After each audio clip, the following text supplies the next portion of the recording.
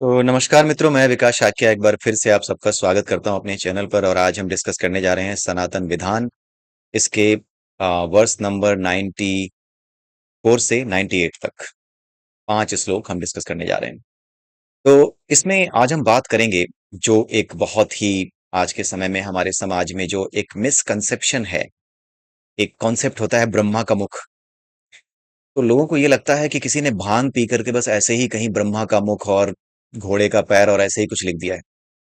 कोई भी आदमी इतना खाली नहीं हो सकता और ना ही होता है कि इस तरीके से इन चीजों को लिखेगा, वो भी तब जबकि ये कहा जाता है कि उस समय तो ब्राह्मणों का ही राज चलता था। जिसका राज चल रहा हो उसे किताब लिखने की जरूरत नहीं होती। जो डंडे से राज चलाते हैं, जो अन्याय करके राज चलाते हैं, उनको किताबें लिखने की जरूरत नहीं होती, वो किताब नहीं लिखते हैं। आज भी आप देख सकते हैं जो पूरी दुनिया भर में आतंक फैलाते हैं, उनको किताबों से कोई लेना देना नहीं है, विज्ञान से कोई लेना देना नहीं है। हमारा सनातन धर्म पूरी तरीके से, हमारे जो वेद है पूरे तरीके से विज्ञान के अतिरिक्त और कुछ नहीं है। और गधों को, मूर्खों को देखो, एक मूर्ख बैठा हुआ है जो देख रहा है इस वीडियो को, और वो मूर्ख भी लिखेगा कि वेद और विज्ञान, हा हा हा, ऐसे लिखने वाला है वो। ठीक है, क्यों? क्योंकि वो गधा है, इसलिए वो लिखेगा। लिखो। तो बाकी लोगों का स्वागत है और गधों का भी स्वागत है, क्योंकि आपके बिना हमारा महत्व नहीं है। गधे होंगे तभी तो घोड़ों का महत्व होगा। तो आज हम बात करने जा रहे हैं ब्रह्मा के मुख की, जो एक कॉन्सेप्ट है। बात यह होती है कि हमारे यहाँ जितने भी ग्रंथ लिखे गए हैं वो सब अलंकारिक भाषा में लिखे गए हैं। चीजों को समझाने के लिए इतना सिंपल वे में चीजों को नहीं कहा गया है। अलंकारिक भाषा में बातें कही गई हैं। ठीक है। जैसे किसी चीज को हमारे यहाँ अगर कहा जाता है कि कोई बहुत सुंदर है, तो कहा जाता है कि वो चांद का टुकड़ा है। ऐसा थोड़ी है कि वो चांद का टुकड़ा ही है। वो सुंदरता की एक उपमा है, एक तुलना है। तो इस तरीके से तुलना कर करके, उपमा अलंकार का इस्तेमाल करके, उत्प्रेक्षा अलंकार का इस्तेमाल करके, रूपक अलंकार का इस्तेमाल करके, इन अलंकारों का इस्तेमाल कर करके हमारे यहाँ ये चीजें लिखी गई हैं, हमारे शास्त्रों में ये चीजें सामने रखी गई हैं। लेकिन कुछ लोगों को क्या लगता है कि जो जैसा लिखा है उसे एज इट इज ले लो। उन्हें अगर बता भी दिया जाए कि हाँ ऐसा है, तो भी उनका एक राजनैतिक दुराग्रह है। वो एक पॉलिटिकल टूल की तरह अपनी मक्कारी को, अपने अज्ञान को इस्तेमाल करते हैं। लोगों के बीच में ये बात फैलाते हैं कि देखो क्या लिखा हुआ है। कोई चीज समझ में नहीं आ रही है तो बात अलग है, लेकिन आपको समझने के लिए चीजें अवेलेबल हैं, आपको बताया जा रहा है, चीजें प्रमाण के रूप में अवेलेबल हैं सामने। लेकिन उसके बावजूद भी अगर आप मक्कारी करते हो तो आप बहुत ही बड़े लीचड़ हो। ठीक है, ये सीधी सी बात है। तो ब्रह्मा के मुख के बारे में जो चीजें हमें सिखाई जाती हैं, वो ये बताई जाती हैं कि अरे मुख पुत्रों, तुम कौन हो? आज की डेट में कोई ब्राह्मण, अगर मैं पूरे फेसबुक पे, पूरे यूट्यूब पे कहीं पर भी देखूं, किसी भी ब्राह्मण को मैं किसी भी बौद्ध का या किसी भी व्यक्ति का जाति के आधार पर अपमान करते हुए नहीं देखता। कोई ऐसे वीडियो, कोई ऐसे पोस्ट मैं नहीं देखता। लेकिन जो दूसरे साइड के लोग हैं, उन लोगों ने क्या किया है कि जबरदस्ती छेड़ना शुरू किया है। जबरदस्ती मुख पुत्रों, पता नहीं क्या क्या लिखते रहते हैं। किसी ने उनको नहीं छेड़ा है, ना ही किसी ने उनके साथ बुरा किया है। लेकिन एक राजनीतिक आंधी चल रही है। क्यों? क्योंकि किसको हटाना है? एक नेता है भारतवर्ष में जो बड़ी मुश्किल से भारत को मिला है, उसको हटाना है। दुर्भाग्य इतना प्रबल होता है आदमी का, इतना मजबूत दुर्भाग्य होता है। मैं आपको एक कहानी सुनाता हूं दुर्भाग्य की। इतना मजबूत दुर्भाग्य होता है कि उसको कुछ दे दिया जाए ना, तो भी वो उसे छोड़ देता है, उसे त्याग देता है। दुर्भाग्य की एक कहानी है भगवान शिव और माता पार्वती के। एक बार क्या होता है कि भगवान शिव और माता पार्वती जमीन पर आते हैं, धरती पे आते हैं, और वहां पे क्या होता है, एक बहुत गरीब आदमी को देखते हैं। तो माता पार्वती कहती हैं कि भगवान शिव, ये कैसी आपकी लीला है कि ये व्यक्ति बड़ा परेशान है, भीख मांगने की हालत में है, भीख मांग रहा है, और इसके पुराने कर्म जो है मुझे ऐसे नहीं दिख रहे कि इसको हमेशा भीख मांगना चाहिए। इसको कुछ ना कुछ तो मिलना चाहिए, लेकिन फिर भी ये भीख मांग रहा है। तो भगवान शिव ने कहा कि भीख मांग रहा है, लेकिन ये इसका प्रारब्ध है, ये इसको मिलेगा ही मिलेगा। अभी आप इसके कर्म देख करके, इस जीवन के कर्मों को देख करके या पिछले कर्म देख करके आपको ये लग रहा है कि इसके साथ ऐसा नहीं होना चाहिए, लेकिन जो विगत कर्म है, इसके बहुत पुराने जो कर्म है, उसकी वजह से क्या है कि इसके साथ ऐसा हो रहा है, और हो नहीं रहा है। ये खुद इसका कारण है। उन्होंने कहा कि मुझे समझ में नहीं आ रहा कि खुद इसका कारण कैसे है। आप एक काम करो, आप इसे अच्छा जीवन दे दो। ये जो है भीख मांग रहा है, ठीक है, अब जो है भीख मांग रहा है तो बड़ी बुरी हालत में है, आप इसके साथ कुछ अच्छा कर दो। भगवान शिव ने कहा कि ठीक है, मैं ऐसा कर देता हूं, लेकिन होगा नहीं ऐसा। तो हुआ ये कि भगवान शिव ने क्या कहा माता पार्वती से, तो एक काम करते हैं, माता पार्वती से बोला उन्होंने, शिव जी ने, कि एक काम करते हैं, मैं इसको एक वरदान देता हूं कि जब ये चलेगा तो इसके चलने से इसके पैरों से हीरे मोती झड़ेंगे, सोना चांदी झड़ेगा, हीरे मोती झड़ेंगे, बहुमूल्य रत्न इसके हाथ पैरों से झड़ेंगे। जब ये चलेगा पैरों से झड़ेंगे। तो जब भगवान शिव इसको ये वरदान दे रहे थे, जब उन्होंने अपना वरदान दे दिया, तो उस समय वो भिखारी वहां जमीन पे बैठा हुआ था और वो ये सोच रहा था कि मेरे सामने जो भिखारी बैठा है ना, वो अंधा है। क्योंकि वो अंधा है, इसलिए उस भिखारी को ज्यादा पैसे मिलते हैं, लोग दया करके उसको ज्यादा पैसे दे करके जाते हैं। इसलिए क्यों ना मैं भी ऐसा करूं कि अपनी आंखें फोड़ लूं। तो उस भिखारी को, जिसको भगवान शिव ने वरदान दिया कि जब ये चलेगा तो इसके पैरों से हीरे मोती झड़ेंगे, उस भिखारी ने दूसरे भिखारी को देख करके कि उसको तो ज्यादा पैसा मिलता है, ज्यादा धन मिलता है क्योंकि वो अंधा है, इसलिए इसने भी अपनी आंखें फोड़ ली। वरदान मिल चुका था, इसने आंखें फोड़ ली और इसके बाद अब ये चलना शुरू किया भीख मांगने के लिए। जब ये चलता था तो हीरे मोती गिरते थे, लेकिन होता यह था कि वो देख नहीं पाता था कि हीरे मोती गिर रहे हैं। वो हीरे मोती कोई और ही बीनता था, कोई और ही चुन लेता था। एक कहानी है, केवल समझाने के लिए है। तो आदमी के जब कर्म ऐसे हों, जब उसके विचार ऐसे हों, जब वो खुद ही अपने विचारों में उलझ जाता हो, सही चीज को न देख पाता हो, धैर्य न रख पाता हो, पेट्रोल महंगा हो रहा है, डीजल महंगा हो रहा है, वो धैर्य नहीं रख पा रहा कि थोड़ा बुरा समय है, निकल जाएगा। वो धैर्य नहीं रख पा रहा, उसको अपनी आंखें फोड़नी है, तो वो फोड़ लेता है। यही हालत कुछ लोगों की है, जिनके जीवन में, भारतवर्ष में उन्होंने देखा कि एक सही नेता आया, एक सही लीडर आया, लेकिन अपनी आंखें फोड़ने को बेकरार बैठे हैं, ताकि जो आगे चल करके एक उज्जवल समय आने वाला है उसको भी वो ना देख पाए, होते हुए भी ना देख पाए। होगा तो जरूर, क्योंकि कुछ बिगड़ नहीं पाएगा। जो होना है वो ईश्वर ने तय कर रखा है। आपके चिढ़ने से, आपके गालियां देने से ना उस नेता का कुछ बिगड़ने वाला है, ना आपका कुछ जीवन में परिवर्तन आने वाला है। जो होना है उसके जरिए आपको होके जाना ही है। समुंदर में डूबे हो तो किनारे तभी लगोगे जब तक भीग करके इसमें डूब करके निकलोगे नहीं। जब तक इसमें भीग करके निकलोगे नहीं, पूरी यात्रा पार नहीं करोगे, तब तक उस पार लगोगे नहीं। तो उस पार लगते समय जो भी है वो सब आपको देखना है, आप चाहे रो के देखें चाहे हंस के देखें। तो यही हालत भारतवर्ष की है। इसी वजह से क्या है, राजनीतिक दुराग्रह की वजह से कुछ चीजें उल्टी पुल्टी चलती चली जा रही हैं। लेकिन आप एक बात याद रखिए, इस चैनल के माध्यम से मैं आपको सत्य बता रहा हूं कि इसमें से कुछ भी रुकने वाला नहीं है। आप चाहे कुछ भी कर लें, उस आदमी को अपना काम पूरा करना ही करना है। बिना किए वो जाएगा नहीं, बिना किए वो अपने काम को रुकेगा नहीं। भारतवर्ष में, पूरी दुनिया में जो परिवर्तन होने हैं, आपने बड़े ध्यान से देखा होगा, जैसे ही उस व्यक्ति ने सत्ता हासिल की है, वैसे ही पूरी दुनिया में उथल पुथल शुरू हुई है। पूरी दुनिया में विश्व युद्ध जैसा माहौल उसके समय में ही बना है, और उसके समय में ही भारत का महत्व बढ़ा है। और आपको क्या पड़ा है? तेल सस्ता क्यों नहीं हो रहा है? खाने के लाले पड़ने वाले हैं, इस बात को आप निश्चित रूप से मान के चलिए। ऐसा समय आएगा कि हो सकता है कि नाली में गिरी हुई रोटी निकाल करके, कुत्ते से रोटी छीन करके आदमी वो रोटी खाए। ये हालत आएगी, क्योंकि आदमी के कर्म ऐसे ही रहे हैं, इसको बदला नहीं जा सकता। कितनी भी मुझे गालियां दे लो, कितनी भी किसी को गालियां दे लो कि कैसी ये बातें कर रहा है, जो सत्य है वो कड़वा होता है, वो ऐसा ही होता है। सत्य बड़ा अजीब सा होता है, अच्छा नहीं लगता सुनने में। शुतुरमुर्ग हैं हम लोग। या फिर ये समझ लीजिए कि वो जो कबूतर होता है ना, उसको जब बिल्ली पकड़ने दौड़ती है तो वो अपनी आंखें बंद कर लेता है, सोचता है आंखें बंद कर लिए तो खतरा नहीं आएगा। वो बिल्ली उसको बड़े आराम से खा जाती है। यही हालत हमारी है, हमने आंखें बंद कर ली है। जो खतरा है, हमको यही लग रहा है कि अभी भी हमारे यहाँ हालत सुधर सकती है, अभी भी पेट्रोल सस्ता मिल सकता है। कैसे मिलेगा? किसके खेत में पैदा होता है कि पेट्रोल, मुझे ये बता दो। ये अरब देशों में पैदा होता है, जहां से वो बन करके आता है, कच्चा तेल बन करके आता है, और आज वो युद्ध में है। अगर आज वो युद्ध में है, तो आपके यहाँ सरकार बदलने से क्या वो युद्ध में जो लोग देश हैं, क्या उनके यहाँ पेट्रोल सस्ता हो जाएगा? नहीं होगा। संसार की गति अपने हिसाब से चलेगी, उसको आप रोक नहीं पाएंगे। इसलिए जो समझदार हैं वो मेरी बात समझ रहे हैं, और जो समझदार नहीं है वो अभी यहां पर गालियां लिख करके जाएंगे। ठीक है, उनका कुछ नहीं हो सकता। मैं जो सत्य है वो बता रहा हूं, और मैं खुश हूं बता करके। ठीक है, क्योंकि मुझे कोई दुख नहीं है, सत्य बोलने में कोई दुख नहीं होता। क्योंकि जब फोड़ा फोड़ा जाता है तो तकलीफ जरूर होती है, लेकिन फोड़े को फोड़ने के बाद आनंद ही मिलता है, आराम ही मिलता है। इसलिए ये फोड़ा जो बहुत दिनों से इकट्ठा कर रखा है आदमी ने, ये फोड़ा फूटेगा जरूर। ये लड़ाइयां ये और बढ़ेंगी संसार में। तो आइए वापस आते हैं ब्रह्मा के मुख पे, और कुछ और जलाते हैं जरा। तो ब्रह्मा का मुख का मतलब होता है first energy level from where elements start to begin creation. जहां से वो एलिमेंट्स इस संसार में, इस प्रकृति में आना शुरू होते हैं, जो कि मैटर में कन्वर्ट होना शुरू हो जाते हैं, जो कि जीवित व्यक्तियों में, जीवित वस्तुओं में, कीट पतंगों में परिवर्तित होना शुरू हो जाते हैं। वहां से, उस सोर्स से जो चीजें प्रकट होती हैं, उस सोर्स को क्या कहा जाता है? ब्रह्मा का मुख कहा जाता है। यानी वो सोर्स जहां से चीजें अस्तित्व में, हमारे और आपके जैसे, यानी कि ये पूरा ब्रह्मांड जहां से अस्तित्व में आना शुरू करता है, वो एनर्जी जहां से ये लाइट एनर्जी में कन्वर्ट होती है, पहले तो एक एनर्जी है, एक वेव है जो कि प्रकट हुई है, जिसको एक पार्टिकल होता है जिसे गॉड पार्टिकल कहते हैं। उस गॉड पार्टिकल से क्या हुआ है, वाइब्रेशन शुरू हुआ है। उस वाइब्रेशन की वजह से एक वेव आती है, ये वेव एक इधर की ओर चलती है, एक इधर की ओर चलती है, दोनों तरफ चलती है।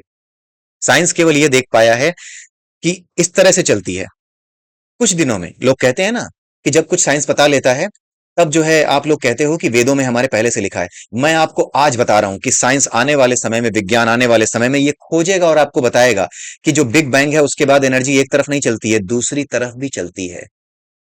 और जब दूसरी तरफ चलती है, तो जो कुछ दूसरी तरफ होता है वो भी वही होता है जो इधर हो रहा होता है, लेकिन उधर कुछ नहीं होता, उधर सब कुछ प्योर रहता है। इधर सारी जो है चीजें इकट्ठी हो जाती हैं, यहां पर सारी चीजें क्या होती हैं, मैटर में कन्वर्ट होती हैं, बट उधर कोई भी चीज मैटर में कन्वर्ट नहीं होती। वो एनर्जी प्योर ही बनी रहती है, वो फैलती है लेकिन वो प्योर बनी रहती है। ठीक है, ये साइंस खोज करके बताएगा। अभी साइंस सिर्फ ये बताता है कि ये कण है, बिग बैंग है, होता है और इसके बाद विस्फोट होता है और ये चारों तरफ फैल जाता है, या कुछ ऐसा सोचता है कि चारों तरफ फैल जाता है। ऐसा नहीं है। विज्ञान एक दिन ये खोज कर बताएगा कि वो इस तरीके से फैलता है और पीछे इस तरीके से फैलता और फैलता चला जाता है, ऐसे बताएगा। अभी विज्ञान बताता है बिग बैंग ऐसा होता है, चारों तरफ फैलता है। लिख करके रख लीजिए, विज्ञान ये खोजेगा और तब जाकर के कहीं अपना मुंह धोइएगा कि हाँ जो है वेदों में जो है पहले से बातें लिखी होती थी। और आप ये कहते थे कि जब विज्ञान खोज लेता है तब आप बताते हो, तब ये लोग बताते हैं, बताने आते हैं। नहीं, पहले ही बता रहा हूं ताकि आगे चल के आप ये बकवास ना करें। ठीक है, क्योंकि ये बहुत जल्द होगा, ये बातें आपको बहुत जल्द, बहुत जल्द का मतलब 20-25 साल के भीतर या उससे पहले ही ये चीजें बता दी जाएंगी। ठीक है, खोज लेगा साइंस कि हाँ ऐसे बिग बैंग नहीं होता, बिग बैंग ऐसे होता है कि एक लहर आगे और एक लहर पीछे चलती है, ये बताया जाएगा। तो ये लहर जब आगे और पीछे चलती है, लेट मी रिमूव इट। जब ये लहर आगे और पीछे चलना शुरू होती है, तो जो लहर आगे की ओर जा रही होती है, इधर की ओर जा रही होती है दाईं तरफ अपने, ठीक है, जिसको अपरा कहते हैं। इस अपरा में एक बिंदु ऐसा आता है, एक एनर्जी लेवल ऐसी आती है जब इसकी फ्रीक्वेंसी, इस वेव की फ्रीक्वेंसी इस लेवल पे आ जाती है जिस लेवल पर लाइट वेव्स काम करती हैं, यानी लाइट प्रकट हो जाती है, प्रकाश प्रकट होता है। तो जब यहां से प्रकाश प्रकट होता है, यहीं से क्या होता है, सृष्टि का आरंभ शुरू हो जाता है। प्रकाश ही सब कुछ है, बिना प्रकाश के सृष्टि में कुछ नहीं है।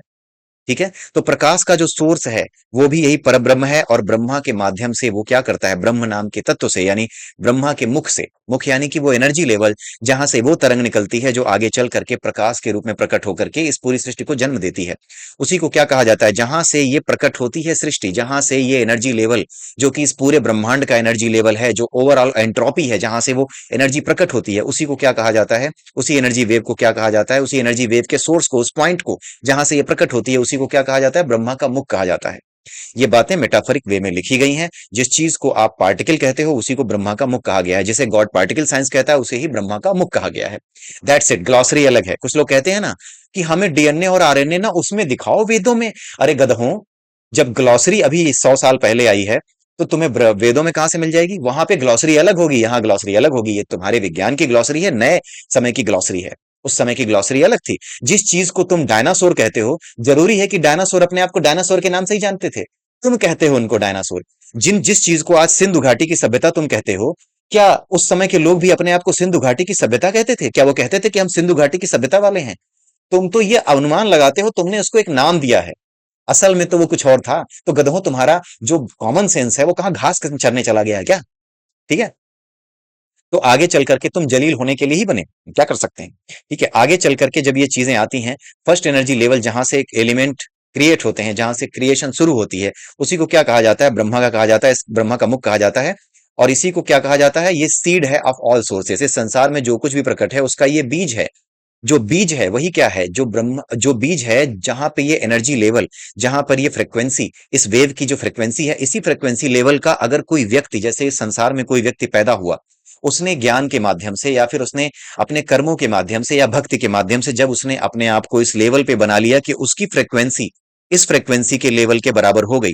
हमारी एक फ्रीक्वेंसी है, ध्यान से सुनिएगा, हमारी एक फ्रीक्वेंसी है, हमारी जो आंतरिक फ्रीक्वेंसी है, जब वो फ्रीक्वेंसी इस फ्रीक्वेंसी के बराबर हो जाती है, हमारे शरीर के भीतर रहते हुए भी जब हम अपने आप को, अपनी फ्रीक्वेंसी को किस लेवल पे ले आते हैं, इस लेवल पे ले आते हैं, इसके साथ ट्यून हो जाते हैं, तो ऐसे व्यक्ति को, ऐसी चेतना को क्या कहा जाता है, ब्राह्मण कहा जाता है। ब्राह्मण चेतना के स्तर पे बताया गया है, वर्ण चेतना के स्तर पे बताए गए हैं।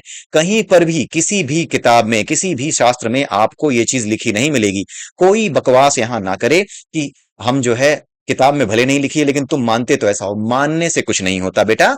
होता यह है कि अगर किसी को गाड़ी चलानी नहीं आती और वो गाड़ी ठोक देता है तो इसमें गाड़ी की गलती नहीं है, गलती ड्राइवर की है। तो जिन लोगों ने समाज में गलत बातें फैलाई हैं, गलती उनकी है, उस शास्त्र की नहीं है जो सच बोल रहा है। शास्त्र सच बोल रहा था, तुमने उसको अपने सच को तोड़ा मरोड़ा है। गलती तुम्हारी है। गाड़ी तुम ठोक के आए हो, तुम्हारी गलती है। गाड़ी गलती नहीं है, वो तो सही थी, उसमें मशीनरी गड़बड़ नहीं थी, तुम्हें चलानी नहीं आती थी।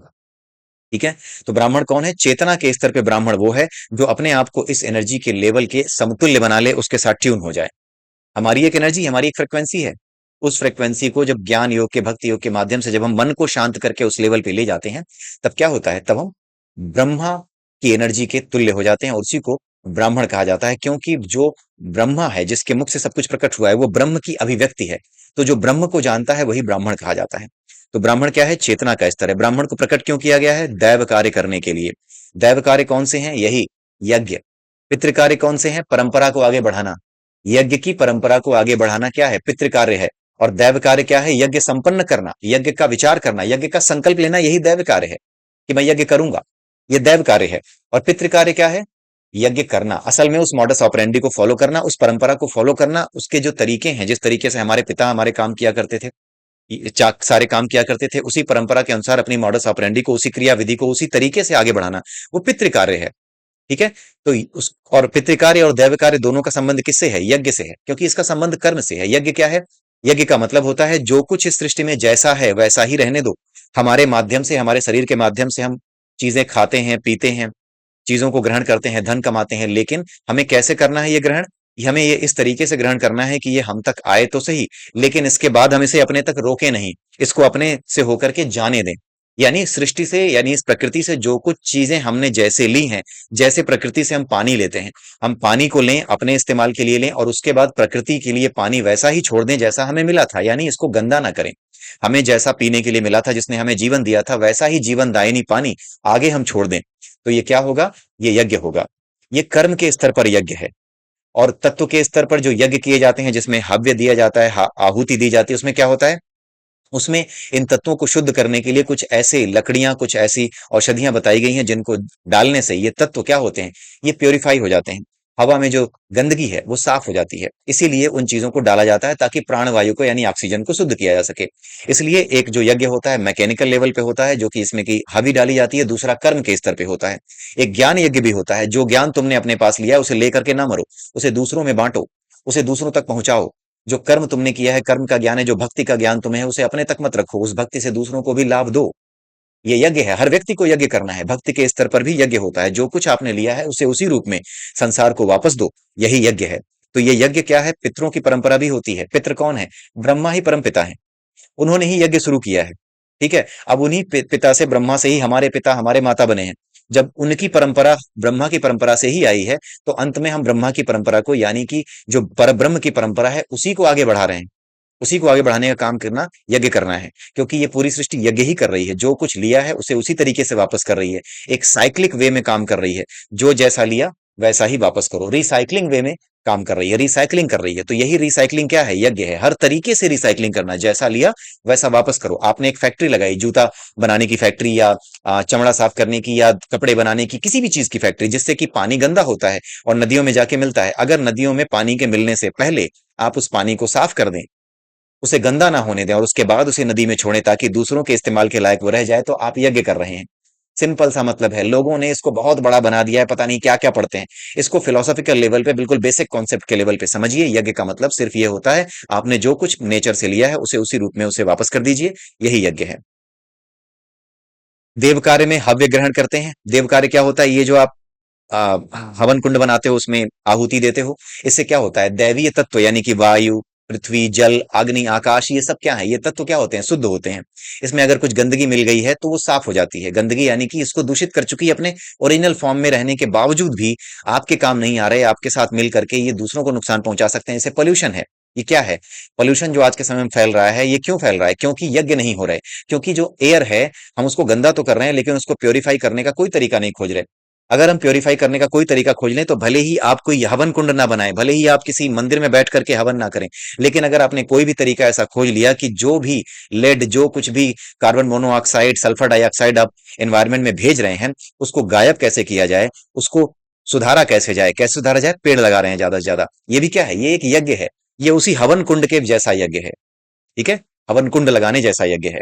ठीक है, तो ये यज्ञ जितने ज्यादा पेड़ लगाएंगे वो एक तरीके से यज्ञ ही होगा।